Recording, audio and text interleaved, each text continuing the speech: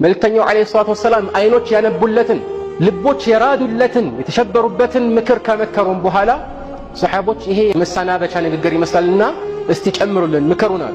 በዚህ ትልቅ ምክር ላይ መልእክተኛው ዓለይሂ ሰላቱ ወሰላም አደራ ካሏቸው ነጥቦች መካከል አንዱ ሱናን አጥብቆ መያዝና የሱና ተቃራኒ የሆነውን ቢድዓን መጠንቀቅ ነው። إنه من يعيش منكم فسيرى اختلافا كثيرا فعليكم بسنتي وسنة الخلفاء الراشدين المهديين من بعدي وعضوا عليها بالنواجذ وإياكم ومحدثات الأمور إلى آخر الحديث. كان يبوها لا الله رمي ستوت يقوي سو بسوش مكاكل ليونة على مقوات ملكتال يهبشتاو ነው መድኃኒቱ ምንድነው? قال فعليكم بسنتي የኔን ሱና ፈለግ አጥብቃችሁ ያዙ وسنة الخلفاء الراشدين المهديين ከኔ በኋላ ቀንና የተመሩ የሆኑ ተተኪዎቼንም ሱና ወይም ፈለግ አጥብቃችሁ ያዙ وعضوا عليها بالنواجذ በመጨረሻው ማኘኪያ ጥርሳችሁ አጥብቃችሁ ያዙ አሉ።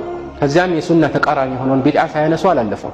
وإياكم ومحدثات الأمور አዲስ የሚባሉ አዳዲስ በዲን ላይ የሚጨመሩ ነገሮችን አደራችሁን ተጠንቀቁዋል። ምክንያቱም ማንኛውም አዲስ ነገር ቢድዓ ነውና። አንዳንድ ዘገባዎች ላይ ማንኛውም ቢድዓ ጥመት ነው፣ ሌላ ዘገባ ላይ ደግሞ ማንኛውም ቢድዓ ወይም ማንኛውም ጥመት የእሳት ነው ብለዋል። የእሳት መንገድ ነው ወይም ለዚህ ሰበብ ነው ማለት ነው።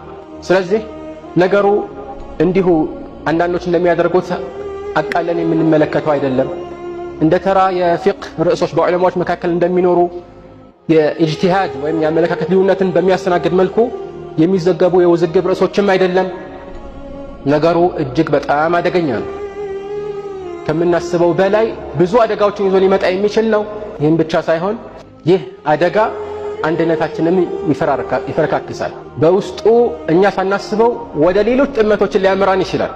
ስለዚህ እውነት ከደረሰው በኋላ አንድ ሰው እውነትን መቀበል እንጂ በእልህ